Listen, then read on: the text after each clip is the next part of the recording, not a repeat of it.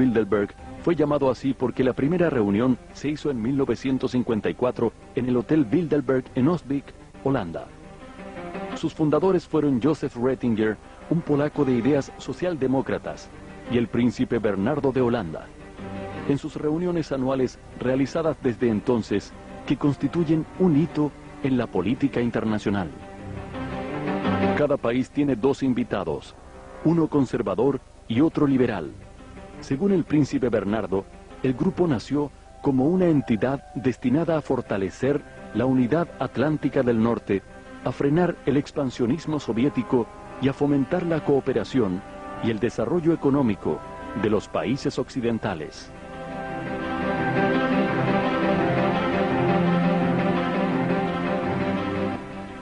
A veces, para conocer mejor a las organizaciones, debemos saber más acerca de las personas que trabajan en ella. Hay dos datos interesantes sobre la integridad del fundador de los Bilderberg. Primero, Bernardo de Holanda de joven militó en las SS de Hitler. Segundo, tuvo que dejar de presidir las reuniones de 1976, cuando se vio involucrado en el escándalo de los sobornos que la fabricante de armas y aviones Lockheed protagonizó cuando sobornó a funcionarios italianos, holandeses y japoneses.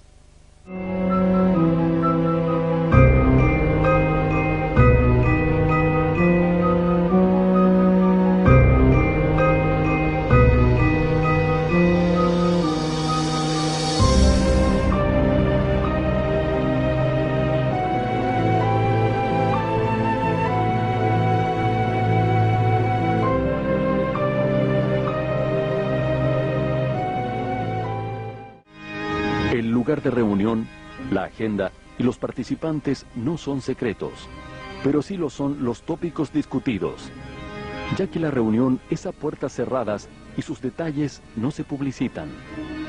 La conferencia se desarrolla un fin de semana de mayo y dura 3 días, coincidentemente poco antes de la reunión anual del G8. Una caravana de limusinas negras deposita a los invitados en un lujoso hotel o palacio fuertemente custodiado por la policía y los servicios secretos de los países invitados. Entre sus invitados hay financistas, capitanes de la industria, dueños de medios, políticos y gobernantes de Europa y América del Norte. Al observar estas reuniones podemos tener una noción de cómo serán las naciones del futuro. Grupos de poder económico que concentran los medios de producción y el capital en un planeta superpoblado, enfermo de pobreza y con los recursos naturales amenazados. Fueron o son participantes del grupo Bilderberg los presidentes de France Telecom, Coca-Cola, Danone, Heineken, JP Morgan Chase, altos funcionarios de los gobiernos de Estados Unidos e Inglaterra, ministros y primeros ministros europeos y los editores de los diarios El País, La República, Le Figaro, The New York Times, Die Zeit y Wall Street Journal, entre otros. ¿Qué tenemos que pensar cuando una reunión estratégica tiene como participantes a los dueños de los principales medios y sin embargo su temario sigue siendo un secreto? ¿Cuál es la lealtad que deben dichos medios a sus lectores y cuál a esta sociedad secreta de poderosos? La principal teoría conspirativa sobre el grupo Bilderberg sostiene que constituye en realidad un laboratorio de ensayo para las decisiones que los países y corporaciones poderosas tomarán después. Según esta teoría, los invitados exponen sus puntos de vista a las propuestas de los más poderosos. Así, es posible prever cómo reaccionarán en la vida real y adaptar los cursos de acción correspondientes. En defensa del grupo, su último organizador, el vizconde Etienne d'Avignon, ha sido claro al respecto. No pienso que seamos una clase gobernante mundial, porque no creo que exista una clase gobernante mundial. Simplemente somos personas influyentes e interesadas en hablar con otras personas que tienen influencia. Y agregó, cuando nos acusan de ser el gobierno secreto del mundo, les digo que si fuéramos el gobierno secreto mundial, deberíamos estar muy avergonzados de nosotros mismos. La agenda Bilderberg, según sus propias declaraciones de prensa, no es otra cosa que la agenda mundial. Si sus miembros pueden posteriormente imponerla o no, sigue siendo materia de especulación.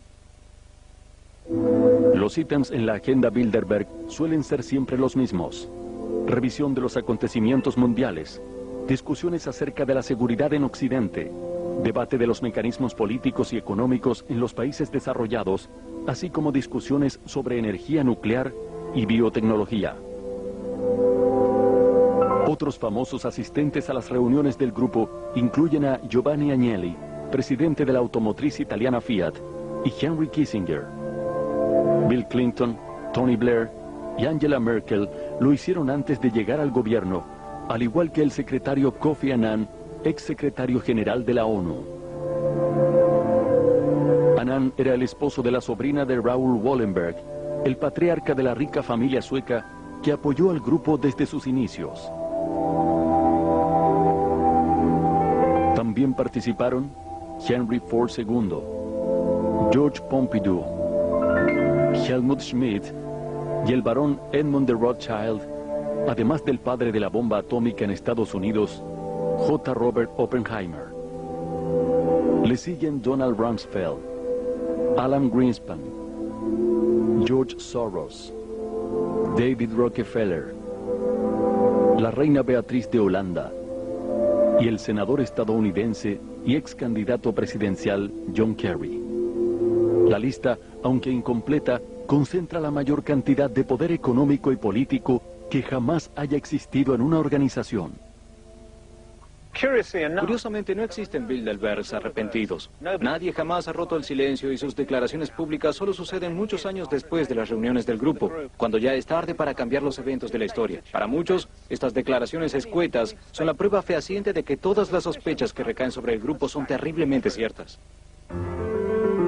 Años después de participar en una reunión, George McGee, ex embajador de Estados Unidos en Alemania, dijo que el Tratado de Roma que creó al mercado común europeo nació en las reuniones de Bilderberg. Jack Shakeman, presidente de la Amalgamated Bank y también miembro de Bilderberg, dijo en 1996 que la idea de una moneda común europea se discutió muchos años antes que se hiciera realidad. También tuvimos una discusión acerca de los Estados Unidos, restableciendo relaciones diplomáticas con China antes que el presidente Nixon lo hiciera. Uno quisiera saberse a salvo del virus conspiracionista, pero es nada más y nada menos que David Rockefeller, a quien hemos visto en las nóminas de los Skull and Bones, CRE y el grupo Bilderberg, quien ha declarado una cita que quedará en los anales de la historia como la confesión más brutal jamás oída.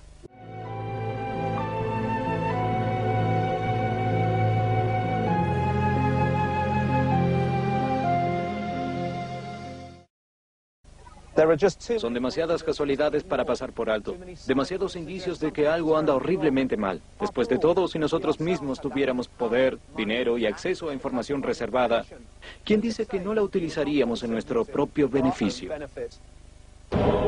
Si seguimos la trama de la historia desde la Revolución Industrial, veremos que existe un encadenamiento de eventos altamente sugestivo, que parece probar la teoría de las conspiraciones, o al menos proveer sólidos argumentos a su favor. Primero, la creciente concentración de capital y recursos en pocas manos privadas como bancos y gigantescas corporaciones multinacionales. Corporaciones que tienen un capital equivalente al PBI de países enteros y cuya propia supervivencia requiere de aumentar año a año sus ganancias a costa de lo que sea.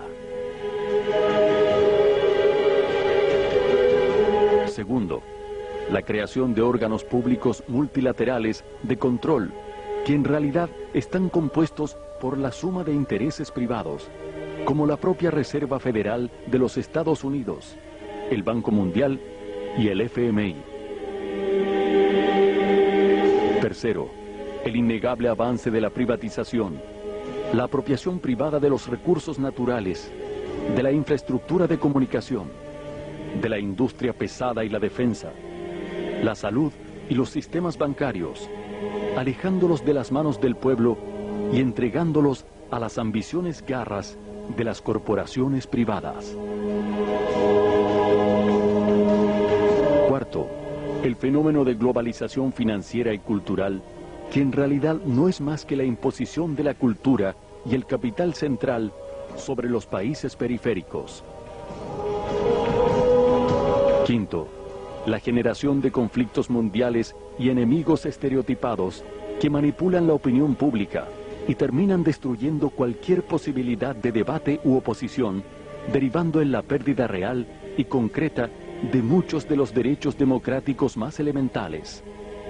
La Ley Patriótica de los Estados Unidos de 2001 es un buen ejemplo de ello. Cuando cunde el pánico, la gente parece aceptar de buen gusto el mayor control. Y finalmente, el detalle más sugestivo de todos, que todos los principales protagonistas de estos eventos, quienes realmente ostentan el poder económico y político de Occidente, sea por vía del capital, de las armas o de los votos, curiosamente se agrupan en unas pocas sociedades que debaten a puertas cerradas.